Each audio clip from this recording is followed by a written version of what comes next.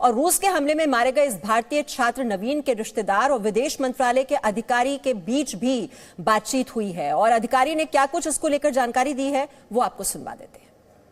Sir, I am Naveen Gangotra brother, sir, cousin brother. Just now we received is no more now in air clash. Yes, not in air crash. There was a shelling taking place. He was outside buying grocery. Sir. Kannada, Telugu, Kannada, Tamil. I talk with Kannada or English both. Okay. So he was out buying some groceries and there was some shelling taking place at that point of time. Unfortunately, he succumbed to that in that. Yes, sir. It's possible to hand over our body, sir? Please, Shivakumar, please understand it is a war zone. We have kept the body in the morgue presently. If we will be making all out efforts to preserve it and take it out whenever it is possible. Okay, sir. It's 100% happen, sir. I'm sorry? Naveen now 100% no more, sir. Is any possible to see him? I'm really sorry to confirm that is the case. Okay, sir. The student contractor has identified, his friends have identified, and therefore we are really sorry to confirm that. तो आप देख रहे हैं कि मृतक छात्र नवीन के रिश्तेदार विदेश मंत्रालय के अधिकारी से बातचीत करते हुए और बहुत ही दुखद कि छात्र की मौत हो गई है और अब एक गंभीर संकट यहां पर मंडराता हुआ दिखाई दे रहा है। जो और छात्र वहां पर फंसे हुए हैं उनकी जल्द से जल्द वहां से सुरक्षित वापसी कैसे की जाए और हमारे स्तर पर हमारे देश की ओर से क्या कोशिशें की जा सकती हैं इस समस्या का समाधान निकालने के लिए। हमारे साथ विंग कमांडर प्रफुल्ल बख्शी भी इस वक्त जुड़ गए हैं। विंग कमांडर प्रफुल्ल बख्शी, अब क्या किया जाना चाहिए? राजदूतों को तलब किया गया है और सेफ पैसेज की बात की जा रही है, लेकिन जिस तरह की गंभीर परिस्थितियां दोनों देशों के बीच हैं तो रास्ता निकलेगा कैसे? देखिए, ये बात जो थ्योरी में होती है वो डिफरेंट है। एक्चुअल प्रैक्टिकलिटी ये है कि जब दो देश लड़ रहे हैं और आपको सेफ वॉर जोन बनाने हैं तो दोनों के कमांडर्स को अप्रोच करना पड़ेगा।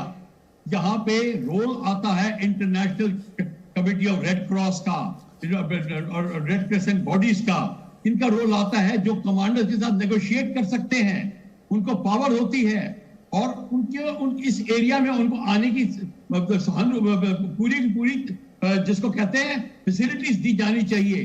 गवर्नमेंट, यूक्रेनियन गवर्नमेंट को कहना चाहिए कि आप इन बॉडीज को आने दीजिए।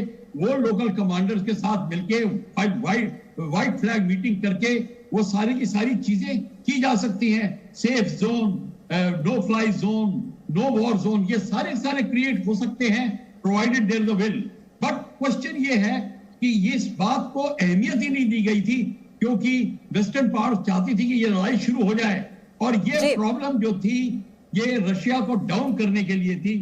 भारत सरकार को रशियन गवर्नमेंट से और यूक्रेनियन गवर्नमेंट से ये अपील करनी चाहिए कि आप इस प्रॉब्लम को अपने कमांडर्स तक पहुंचाएं ताकि अगर आपको नो वॉर जोन या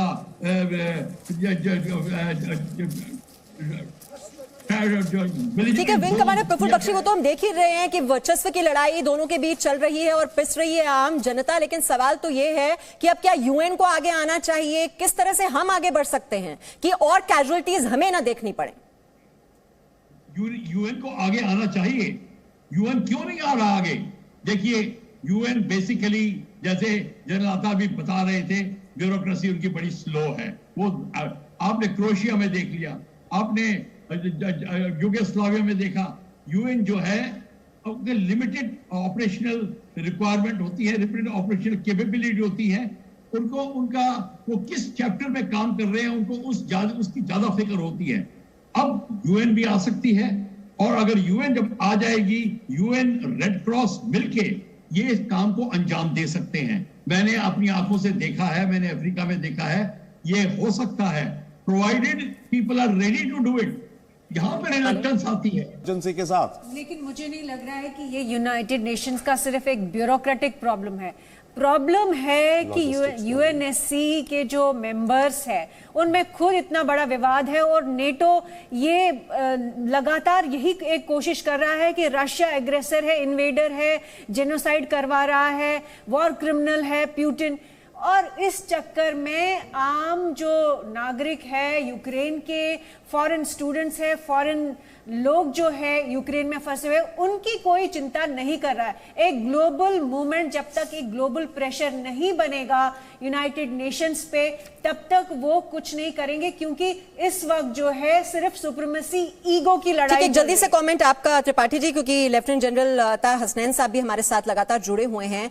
ये यूएन जो है, यूएनजीए की मीटिंग भी हो रही है, फिर United Nations human rights council ने इमरजेंसी डिबेट का प्रस्ताव रखा था, लेकिन बात तो आगे बढ़ नहीं पा रही है। देखिए, बात बढ़ नहीं पा रही क्योंकि यूएनजीए में जो प्रस्ताव पास होता है, भले ही 2/3 बहुमत से पास हो, उसकी कोई बाइंडिंग फोर्स नहीं होती, ना ही आईसीजे की होती है, इसीलिए every country gets scot free. बाकी रही बात यूएन सिक्योरिटी काउंसिल की, तो यूएन सिक्योरिटी काउंसिल शायद ये कर सकती है, ये प्रस्ताव पास कर सकती है कि वहाँ यूएन की पीस कीपिंग फोर्स भेजी जाए। लेकिन एक चीज़ मैं बता दूं कि वो यूएन की पीस कीपिंग फोर्सेस होती हैं, पीस मेकिंग फोर्सेस नहीं होती, और जब वो तब मोबिलाइज की जाती हैं जब सीजफायर हो जाता है, उसके बाद यूएन के पास कोई अपनी परमानेंट तब वो आती हैं पिक्चर।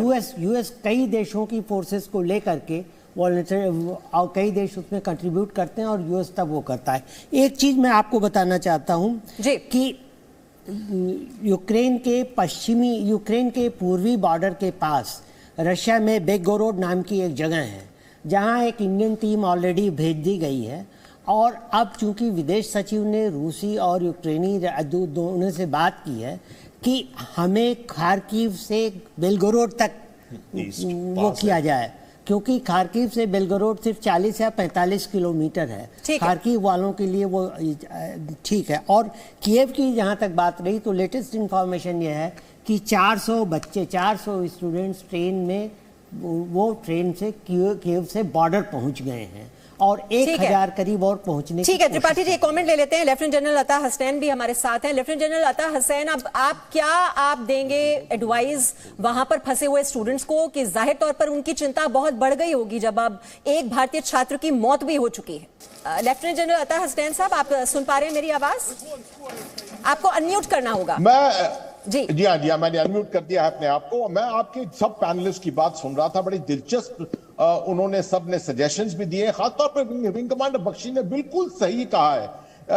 यूएन के साथ साथ मिलकर कुछ इंटरनेशनल ह्यूमैनिटेरियन एजेंसीज जो होती हैं, जैसे कि आईसीआरसी है खासतौर पे, इनको एक्टिवेट किया जा सकता है और उनको इस्तेमाल किया जाए रिक्वेस्ट करके। और आमतौर पे ये अक्रॉस द बोर्ड इनके लिए रिस्पेक्ट होती है। व्हाइट फ्लैग लेकर ये जाते हैं और इलाकों में टेम्पररी सीज फायर भी हो सकती है और उसके जरिए ला सकते हैं। खास तौर पे एक चीज याद मैं दिला दूं, रूस नहीं चाहता कि किसी तरह से उसके ऊपर लड़ाई के बाद या किसी वक्त जो है बाद में ह्यूमैनिटेरियन इश्यूज का जो है कलंक लगे उसके सर पे। ऐसे भी वो काफी अंडर प्रेशर है। लेकिन लेफ्टिनेंट जनरल, ये आरोप तो लगातार यूक्रेन की ओर से लगाए जा रहे हैं कि ह्यूमन राइट्स वायलेशंस हो रही हैं, रिहायशी इलाकों को निशाना बना रहा है रूस। ये तो लगातार आरोप लगाए जा रहे हैं। यही प्रेशर जो है रूस के ऊपर लगातार रखना चाहिए और रूस को बताना चाहिए कि ये उनकी भी जवाबदारी है कि यहाँ पर जो इंटरनेशनल नागरिक फंसे हुए हैं, जो युवा लोग फंसे हुए हैं, उनकी भी जवाबदारी होती है कि इनको इवैक्यूएट करने में मदद दें। मेरे ख्याल में अगर ये प्रेशर बना रहे, ना ही सिर्फ सिक्योरिटी काउंसिल में मगर एक बायलैटरल तौर पे, जब उनको भी मालूम है कि उनके संबंध भारत के साथ इतने मजबूत संबंध है, तो हम शायद कुछ हद तक डायरेक्ट उनके साथ बातचीत करके ये प्रेशर भी डाल सकते हैं। जी, और लेफ्टिनेंट जनरल, ये तो इंटरनेशनल कोर्ट ऑफ जस्टिस में भी यूक्रेन पहुंच गया है। ये पूरा मामला वहां भी गया है कि मानवाधिकारों का उल्लंघन किया जा रहा है। बहुत से वहां पर वृद्धाश्रम हैं, जो हॉस्पिटल्स हैं, उनको टारगेट कर रही है रूसी सेना। लेकिन अब इन कोर्ट्स में तो बहुत ही लंबी कार्रवाई चलती है, जिसके लिए हमें लंबा इंतजार करना होगा। लेकिन अभी एकदम हम क्या कर सकते हैं, ये अहम सवाल है। सरकार को क्या करना चाहिए अब इस वक्त? मैं जैसे मैंने आपको अभी सलाह दी कि सरकार को डायरेक्ट टॉक्स जो हैं रूस के साथ करनी चाहिए, रूस की लीडरशिप के साथ करनी चाहिए और उसके जरिए शायद कुछ बायलैटरल तौर पे कोई अरेंजमेंट हो। वो यूक्रेन के जो एम्बेसडर हैं, यहाँ पर बड़े एक्टिव एम्बेसडर हैं, उनके साथ बातचीत करें कि वो भी इसको प्रपोज करें रूस को। जब भी लड़ाई होती रहती है इस तरह से, जब लड़ाई चलती रहेगी और ये लड़ाई काफी दिनों तक चल सकती है, तो शायद ऐसा सिचुएशन आ जाए जिसमें कि हमारे छात्र वहां फंसे रहें और उनके पास खाना पीना किसी तरह का साधन नहीं होगा वहां पर। तो इसलिए जरूरी है कि इंस्टीट्यूशनली अगर हम इसको यूएन के अंदर एक्टिवेट कर रहे हैं, इंटरनेशनल ह्यूमैनिटेरियन ऑर्गेनाइजेशंस के अंदर एक्टिवेट कर रहे हैं, एक बायलैटरल तौर पर भी इसको ऊपर हम प्रेशर डालें। जी, और जैसा आपने कहा कि रूस से बातचीत करने का यह भी फायदा होगा लेफ्टिनेंट जनरल अता हसनैन साहब की जो ईस्टर्न पार्ट में है वहां पर स्टूडेंट जिनके लिए काफी मुश्किल हो रहा है बॉर्डर तक पहुंचना, तो वो तो रूस से वो बाहर एग्जिट आसानी से कर सकते हैं, क्योंकि अगर खार्किव की बात की जाए तो लगभग 20 से 30 किलोमीटर से ज्यादा दूर नहीं है वहां से रूसी बॉर्डर, तो वहां से जाना कहीं ज्यादा आसान हो जाएगा अगर इसकी परमिशन दे दी जाती है रूस की ओर से। बेशक ये तो है कि ईस्टर्न तरीके तरफ से वहां पे से नजदीक भी है और निकल भी सकते हैं, मगर आपके ज्यादातर छात्र जो है वो कीव में फंसे हैं इस वक्त, और तो इसलिए वहां पर एक सेफ पैसेज निकालना, और सेफ पैसेज का मतलब है 3-4 घंटे के लिए cease fire, temporary cease fire करना, जो कि इतना मुश्किल काम नहीं होता है। इंटरनेशनली ये एक्सेप्ट होता है, व्हाइट फ्लैग्स लगाकर, और दो फौजें जो है एक दूसरे के साथ बातें करती हैं, ये देखा है हमने बहुत जगहों पर। तो इसलिए एक विल चाहिए इसके लिए, जैसे आपके एक पैनलिस्ट ने कहा बिल्कुल सही तरीके से कि इसके लिए आपको एक विल चाहिए। इंटरनेशनल कम्युनिटी के अंदर अगर विल हो, रूस के ऊपर मैं समझता हूं अगर किसी का भी इन्फ्लुएंस है तो कुछ हद तक भारत का है, कुछ हद तक चीन का है, ठीक है। इसमें चीन को भी इन्वॉल्व किया जा सकता है कि चीन के भी छात्र तो वहां फंसे हुए हैं साथ साथ। और आपको लगता है कि हम उस पोजीशन में हैं क्योंकि प्रधानमंत्री नरेंद्र मोदी के जो संबंध हैं पुतिन के साथ, और जेलेंस्की की ओर से भी जेलेंस्की भी अपील करते रहे हैं कि हमारा साथ दीजिए, तो आपको लगता है कि इसमें ज्यादा मुश्किल नहीं आने वाली है और जरूर सहयोग मिलेगा? देखिए, चुनौती तो बहुत बड़ी है, ये मुश्किलात तो इसमें बहुत पेश आएंगे, मगर मुझे इसमें ज्यादा पॉजिटिविटी इसलिए लगती है कि बड़े देशों को देखते हुए भारत उन देशों में से है जो इम्पार्शियल है इस वक्त, जो जिसकी इम्पार्शियलिटी इस्टेब्लिश की गई है, एक इन्फॉर्म्ड न्यूट्रलिटी इस्टेब्लिश की गई है, जिसकी वजह से शायद दोनों तरफ, दोनों पहलू जो हैं वो भारत की बात कुछ हद तक माने। जी, और एक जल्दी से कमेंट आरती टिक्कू आपका भी इस पर, कैसे समस्या का हल निकाला जाए?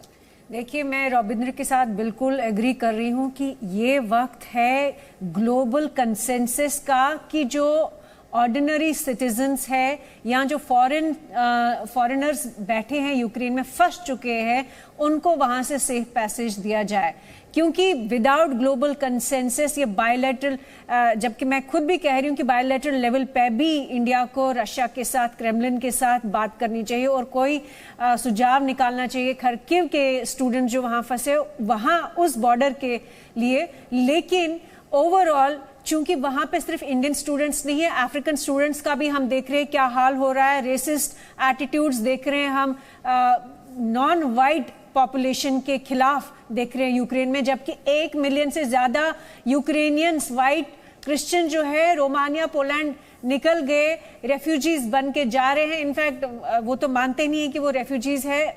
उस तरह का रेसिस्ट एटीट्यूड है कि अगर वाइट है तो वो रेफ्यूजी नहीं है, अगर नॉन वाइट है तो फिर वो, हाँ, उसके लिए मुसीबत है। तो मुझे लगता है ग्लोबल कंसेंसस की जरूरत है, और सबसे बड़ी रिस्पॉन्सिबिलिटी, मैं बार बार ये कहूंगी कि नेटो अपने आप को बड़ा ह्यूमैनिटेरियन दिखाने की कोशिश करता रहा है, बहुत ही अपने इंस्टीट्यूशंस की बात करता है, रूल्स की बात करता है, वर्ल्ड ऑर्डर जो रूल बेस्ड है उसकी बात करता है, तो कहाँ है आज उनका ह्यूमैनिटेरियनिज्म, तो कहाँ है उनके institutions? Presenting B News app, available on Google Play and App Store. Download it now.